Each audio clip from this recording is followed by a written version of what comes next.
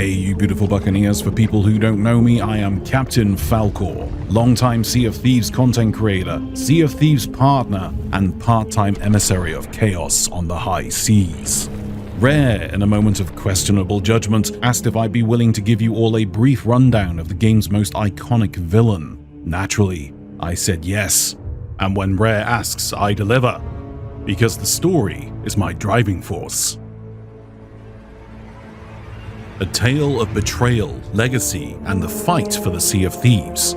It began on a forgotten rock in the middle of the sea, uncharted, nameless, and quiet, but not for long. A mysterious woman appeared. She wore no name, spoke no words, and hid her face behind a mask. The world would come to know her as the Masked Stranger. But the Masked Stranger wasn't always the brooding, silent type. Once upon a time, back when Port Merrick was a humble outpost known as Golden Sands, she was just a humble blacksmith with big dreams and a hammer to match. Her grand ambition? To become the world's greatest weaponsmith. Unfortunately, her rise took a slight detour when she stumbled upon an ancient, definitely not suspicious cannon resting peacefully on the seabed. Rather than leaving well enough alone, or asking why a cannon would radiate the aura of 1,000 screaming souls, she salvaged the strange cannon. Her plan? Crafting a line of bespoke cursed cannonballs. Unbeknownst to her, this particular cannon once belonged to the Burning Blade, the flagship of the delightfully evil Flameheart. And wouldn't you know it, the cannon came with a free subscription to whispered, unsolicited career advice. Flameheart's whispers from beyond the grave twisted her ambition into fury, her flesh into something far less fresh, and her side hustle into a full-blown cursed arms race. Now undead and slightly irritable, she didn't stop at cannonballs. Using the cursed metal, she figured out how to summon skeleton ships and staff them with crews who don't ask for pay or time off. Of course, we didn't know any of this at the time. We just assumed she was another mysterious newcomer with questionable tastes in masks.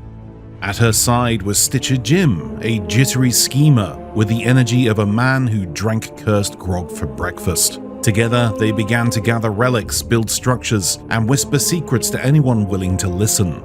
Their efforts turned that lifeless island into something more: Reaper's hideout, a fortress, a symbol, and a warning. But as always, when something new is built in Sea of Thieves, someone else is waiting to claim it.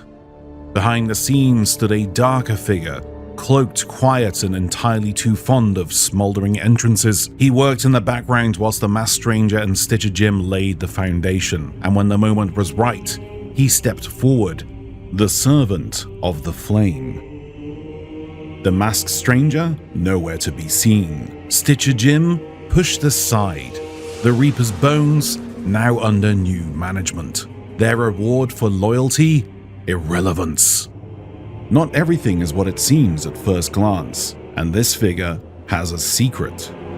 And then came the first great turning point. In the tall tale, The Seabound Soul, we met Sir Arthur Pendragon, a noble hero from another age, determined to free a tormented soul trapped within a cursed relic. His heart was pure, his aim noble, his judgment, tragically flawed.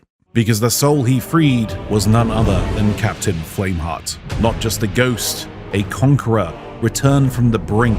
His flaming visage erupted into the sky, massive, seething, and forever shouting. Subtlety was not his strong suit, but he didn't need it. He had presence. The seas trembled, ghost fleets began to appear, harassing every ship that dared to cross their path, and the Reaper's bones, born of the Masked Stranger's vision, now swore loyalty to the Servant of Flame, not her. Then, in the first official adventure, Shrouded Islands, the veil was finally lifted. The Servant of Flame was revealed not as a mere follower, but as Flameheart's son. A son shaped in fire and vengeance, a son who wasn't simply bringing his father back, he was resurrecting a legacy. This wasn't about loyalty anymore, it was blood, family, and flame. Suddenly, the Reaper's rise made perfect sense. This was more than a conquest, it was inheritance. But where darkness rises, so too does resistance. The Pirate Lord, weathered but unshaken, and Bell, a guardian of ancient knowledge, knew they couldn't stand against the new threat alone. They turned to the Ancients, the first people of the Sea of Thieves, long since lost to time and now dwelling in the Sea of the Damned.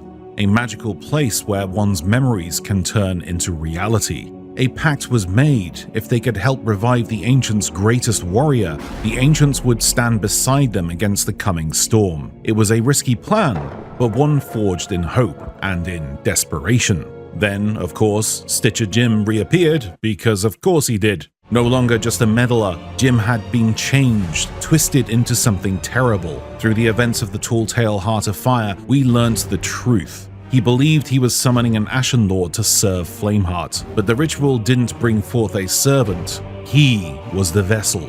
Stitcher Jim became the Ashen Lord, betrayed, transformed, cursed. He was no longer a man, he was fire given form. And then, like so many pawns before him, he was cast aside. But the damage was done. Even as Pendragon, Bell, and the Pirate Lord shattered Flameheart's skull and ended the ritual of the resurrection, the Servant of Flame was already preparing something worse. From the ashes of the battle, he retrieved the cursed remains of two broken souls, Stitcher Jim and Captain Flameheart. One, a madman, the other, a tyrant. Fused together, they became something unholy.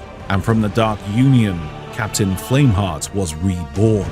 Not a whisper in the sky, not a ghost, but a force of living flame.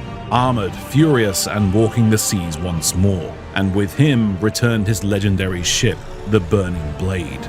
A brimstone-sailed terror of old, cutting through the mist and storm, its cannons cold and merciless. But Flameheart's return is not just about conquest, not anymore. As the Burning Blade prowls the seas, it has begun uncovering ancient burial sites, long hidden and long forgotten. These aren't just tombs, they're prisons, resting places for the banished ancients, cast out by their kin not because they were weak, but because they thought just like him. They were warriors, pirates in spirit, believers in strength over balance, and they were silenced for it.